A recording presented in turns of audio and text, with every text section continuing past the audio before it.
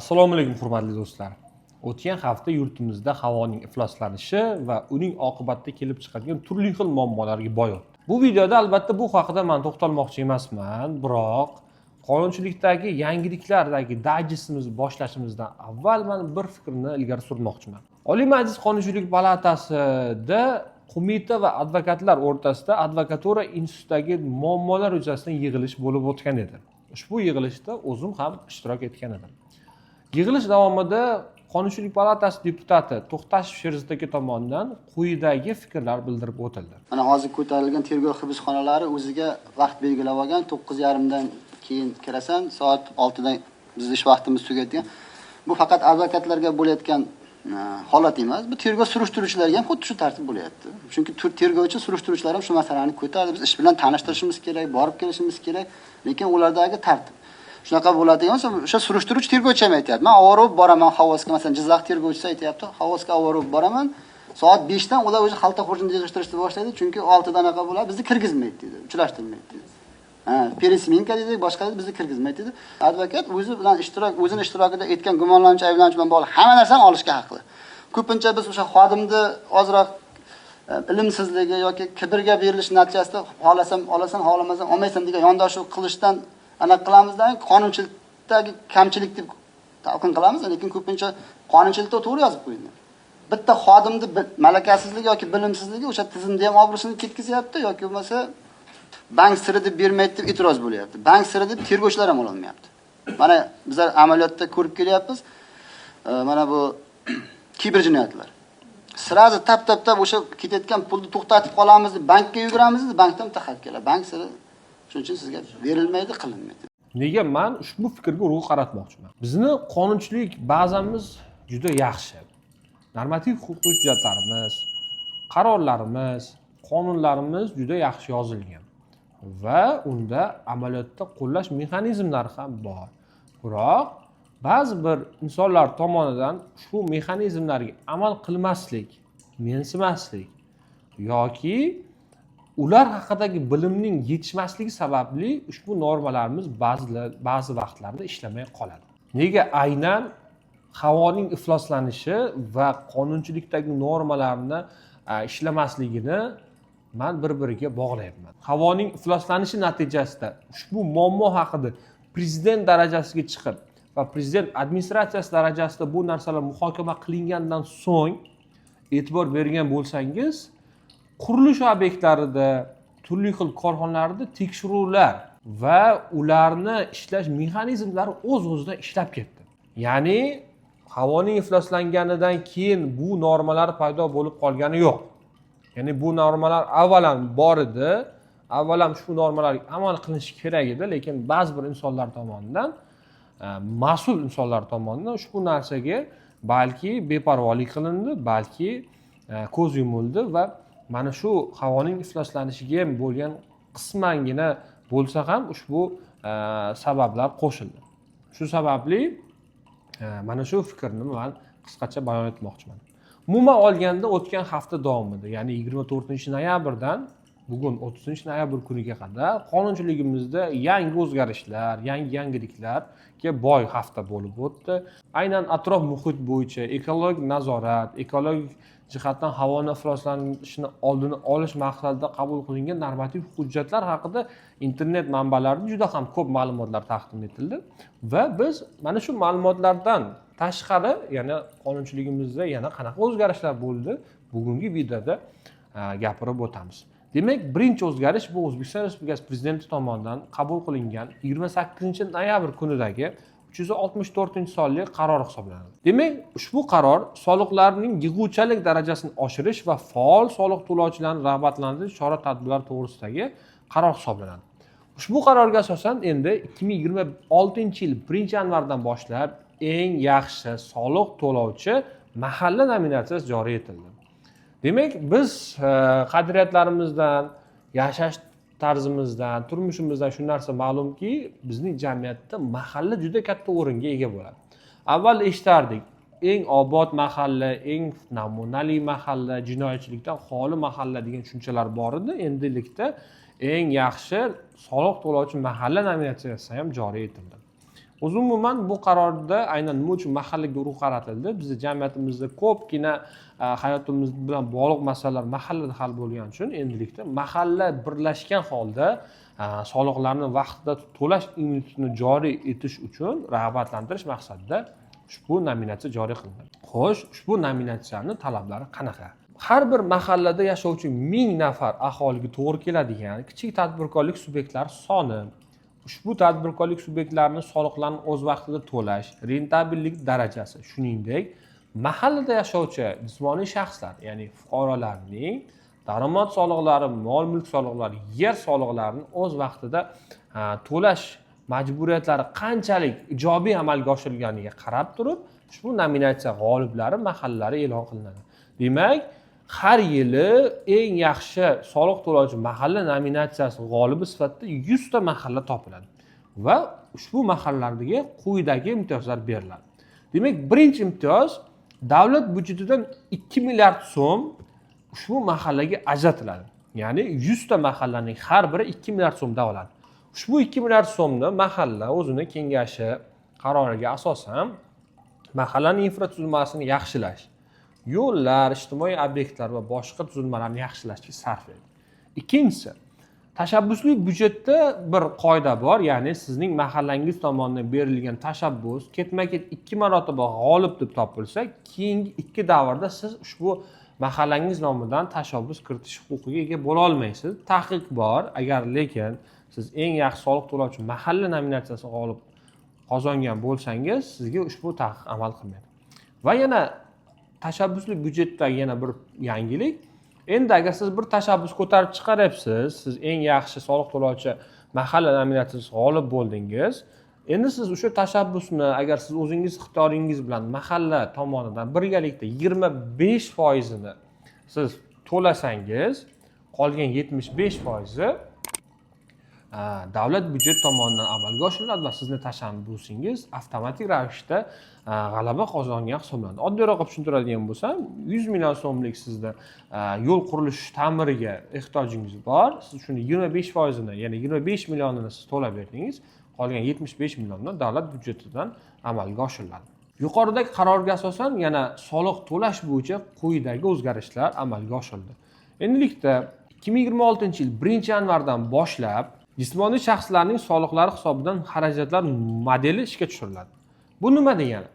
Ya'ni endilikda siz o'zingiz tomonidan, jismoniy shaxslar tomonidan to'lanadigan daromad solig'i, mol mulk solig'i va yer solig'idan to'lanadigan davlat byudjetiga tushadigan pullarni kim tomonidan, qanday va qaysi loyihalarga sarflanayotganligi haqida hisobotlarni olish huquqiga ega bo'lasiz. Ya'ni ushbu mexanizm orqali davlatning hisobdorlik, ya'ni xalq oldida, soliq to'lovchilar oldida hisobdorlik prinsipi paydo bo'ladi. Misol uchun 2026-yil yakunlari bo'yicha jismoniy shaxslardan aytaylik 200 milliard so'm daromad solig'i undirildi, daromad solig'i davlat byudjetiga to'lab berdi. Endi mana shu 200 milliard so'm nimalarga sarflanganligi haqida davlat sizga hisobot beradi. Aytishi mumkin 50 milliard sog'liqni saqlashga, 25 milliard ta'limga, 10 milliard sportga va boshqa loyihalarga sarflanadi deb sizga davlat o'zini hisobdorligini beradi. Bu albatta juda yaxshi narsa va bu haftada ko'rgan eng men uchun ma'qul bo'lgan yangilikdan biri hisoblanadi. Sababi Prezidentimiz Shavkat Miromonovich tomonidan amalga oshirilgan siyosatning bir element sifatida davlat xalq oldida hisobdorligi mexanizmi hisoblanadi. Ya'ni prezidentimiz har doim davlat idoralari xalq oldida hisobdor bo'lishi kerak, ularning manfaatini himoya qilish kerak degan tartibni ilgari suradilar va aynan soliqlar to'lashi va soliqlarning qanaqa ishlatilishi bo'yicha bu mexanizm ham aynan mana shu hisobdorlik prinsipini yanada jozibali qilib ko'rsatadi va yanada rivojlanishiga sabab bo'ladi. Shuningdek, ushbu qarorga muvofiq 2026-yil 1-yanvardan boshlab Namangan viloyatida yangi eksperiment joriy qilindi. Ya'ni endilikda jismoniy shaxslarga agar ularning daromad solig'i, mol mulk solig'i va yer solig'idan qarzdorligi 1 million so'mdan oshadigan bo'lsa, ularga elektr energiyasi billing mexanizmi joriy qilinadi. Bu nima degani? O'zi aslida oddiyroq tushuntirasam, sizni daromad solig'idan, mol mulk solig'idan va yer solig'idan qarzingiz 1 million so'mdan oshsa, siz elektr energiyasidan uzib qo'yishlari yoki elektr energiyasiga siz to'lov qilish imkoniyatini cheklashlari mumkin bo'lib qoladi. Keyingi normativ huquqiy hujjatimiz bu Vazirlar Mahkamasining avtotransport vositalarining atmosfera havosiga zararli ta'sirini kamaytirish maqsadida ekologik transport tizimini joriy etish chora-tadbirlari to'g'risidagi 750-sonli qaror hisoblanadi. Demak, ushbu qarorga asosan asosiy maqsad bu ekologik toza, tabiatni ifloslanishini kamaytiradigan avtotransport vositalarini qo'llab-quvvatlash, ularga kompensatsiya, subsidiya berish va hududlarni ham aynan mana shu toifalarga ajratish masalasi ko'tarilgan. Ushbu qarorga muvofiq avtotransport vositalarining yashil, sariq va qizil rangli toifalarga ajratish orqali ekologik jihatdan toza, o'rta va zararli toifalarga ajratiladi. Shuningdek, hududning ekologik toifalarini ajratilib, ushbu toifaga mos bo'lmagan avtomashinalar hududlariga kiritilmaydi. Shuningdek, ushbu qarorga muvofiq boshqa tartib-qoidalar qarorning birinchi lavozasiga keltirilgan nizom asosida amalga oshiriladi va tartibga solinadi. O'tgan hafta davomida yurisprudensiya olami vakillari tomonidan ijobiy qabul qilingan bu O'zbekiston Respublikasi Prezidentining O'zbekiston Respublikasi yuridik ta'lim va ilm fanini yanada isloh qilish chora-tadbirlari to'g'risidagi 232-sonli Prezident farmoni qabul qilindi. Demak, ushbu farmonga asosan yuridik universitet va umuman yuridik ta'limda yangi bosqichga ko'tarildi. Ya'ni endilikda 50% o'qish amaliyotda, 50% o'qish nazariyatda amalga oshirilishi, oraliq va yakuniy nazorat imtihonlarini sun'iy intellekt orqali baholanishi va yuridik universitetni kollegial organ sifatida, o'zini o'zi moliyalashtirish organ sifatida ulardagi kollegial organni maqomini ko'tarish, professor o'qituvchilarga yanada keng imkoniyatlar yaratish, budjetidan tashqari mablag'lar hisobidan professor o'qituvchilar va xodimlarga qo'shimcha ustamalar berish huquqlari va shuningdek universitetning yangi binosi va uning shakllanishi borasida davlat tomonidan ajratiladigan imkoniyatlar keng yoritib o'tildi. Umuman bu farmonga asosan ko'p yangiliklar amalga oshirilgan. Farmon to'liq matni bilan Telegramda tanishib olishingiz mumkin. O'tgan hafta davomida qabul qilingan yana bir normativ huquqiy hujjat bu. Sud hujjati asosida berilgan ijro hujjatini yoki ijro hujjati bo'lgan sud hujjatini uzursiz sabablarga ko'ra ijro etmagan qarzdor jismoniy shaxsning O'zbekiston Respublikasidan chiqishni vaqtincha cheklashni ta'minlash yuzasidan O'zbekiston Respublikasi Bosh prokuraturasi huzuridagi Majburiy ijro byurosi, Ichki ishlar vazirligi va Davlat xavfsizlik xizmati chegara qo'shinlarining hamkorligi tartib to'g'risidagi nizomga qo'shimchalar kiritish haqidagi qo'shma qaror hisoblanadi. Ushbu qarorga muvofiq endilikda aliment to'lash shart bo'lgan, chet davlatga 3 oygacha bo'lgan muddatda borib keluvchi shaxslar chet davlatdan qaytib kelmaslik natijasida aliment to'lovlarini to'lash yuzasidan yuzaga keladigan fuqarolik javobgarligini sug'urtalash, sug'urta faoliyatini amalga oshirish uchun tegishli litsenziyaga ega bo'lgan sug'urtalovchilar tomonidan amalga oshiriladi. Misol uchun, aliment to'lovchi shaxslarga taqiq qo'yib qo'ylardi va avval taqiq davomida kimdirdir kafillik olish majburiyati paydo bo'lardi yoki alimentni ma'lum bir 3 yillik miqdorni avvaldan to'lab qo'yish miqdorlari bo'lardi. Endi mana shuni yanada yengillik yaratish maqsadida endi agar siz aliment to'lovchi bo'lsangiz va 3 oydan ko'p bo'lmagan davrda siz chetga chiqmoqchi bo'lsangiz, siz o'zingizni aliment to'lashingizni sug'urtalashingiz mumkin. Va shu sug'urta ertaga agar siz chet eldan qaytib kelmasangiz, boshqa davlatga qochib ketadigan bo'lsangiz, sug'urta aliment to'lovchiga sizning nomingizdan alimentni to'lab berish majburiyatini olishi mumkin. Ya'ni sizning alimentingiz sug'urtalanadi. Bu umuman nimaga joriy etildi? Sababi o'zi hozirgi kunda aliment to'lovchilar juda ko'p va alimentni to'lashdan bo'yin tovlash holatlari va xorijga chiqish vaji bilan xorijda qolib ketish va ular O'zbekistonga qaytib kelmaslik holatlari paydo bo'ldi va bu orqali aliment oluvchilarning huquqlari buzilganligi sababli aynan sug'urta institutini bu jarayonga jalb etildi va agar ular alimentni to'lamasa, shu sug'urta tomonidan to'lab berish yangi mexanizm joriy etildi. Shuningdek, o'tgan hafta davomida yana bir shaxsan meni quvontirgan hujjat bu O'zbekiston Respublikasi Prezidenti tomonidan qonunchilikdagi huquqiy bo'shliqlarni bartaraf etish va tartibga solish yukini kamaytirish to'g'risidagi 231-sonli Prezident farmoni hisoblanadi. Demak, ushbu farmonga muvofiq qonunchilikdagi turli xil bo'shliqlarni kamaytirish, qonunchilikda bir-biriga zid keladigan kollizion normalarni yo'qotish va ularni bartaraf etish yuzasidan yangi mexanizmlar joriy qildi. Demak, ushbu farmonga muvofiq Adliya vazirligi tomonidan o'rganib chiqilgan qonunchilikdagi 800 ga yaqin o'z ahamiyatini yo'qotgan va kollegial normalarni o'z ichiga olgan qonunchilik hujjatlari bekor qilib yuborildi. Va shuningdek, prezident tomonidan qabul qilingan, hozirgi kunda ahamiyatini yo'qotgan yoki ba'zi bir kollegial normalarga sabab bo'ladigan 414 ta turli xil tusdagi prezident qaror farmoyishlari bekor qilinyapti. O'zi umuman olganda prezident tomonidan aynan nega normativ huquq hujjatlari, ya'ni 1200 dan ortiq normativ huquq hujjatlar bekor qilib yuborilgan savol sizda paydo bo'lishi mumkin.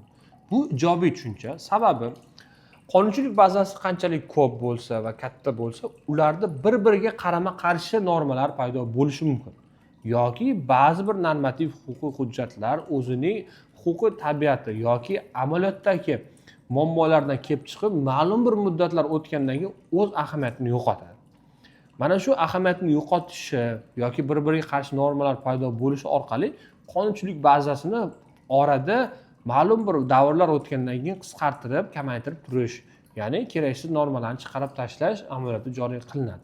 Bu qonunchilikdagi turli xil muammolar, aholiga va boshqa toifa vakillariga noqulayliklar keltirib chiqadigan normalarni chiqarib tashlash hisoblanadi. O'tgan hafta davomida qonunchiligimizda bundan tashqari yana qo'shimcha normativ hujjatlar qabul qilindi. Biz faqat uni muhimligi, aholiga ko'proq, kengroq qiziqliligi jihatdan mana shu normalarga bugun biz qisqacha o'z dayjestimizda o'z fikrlarimizni, sharhlarimizni berib o'tdik. Demak, hurmatli do'stlar, albatta videoni shu joyga ko'rgan bo'lsangiz, agar obuna bo'lmagan bo'lsangiz, obuna bo'lib qo'ying, like tugmasini bosing va kommentariyada o'z fikringizni albatta bildirib qo'ying. Va shuningdek, ushbu videoni do'stlaringizga ham yuborib qo'ying, ular ham qonunchilikdagi yangiliklardan boxabar bo'lishsin.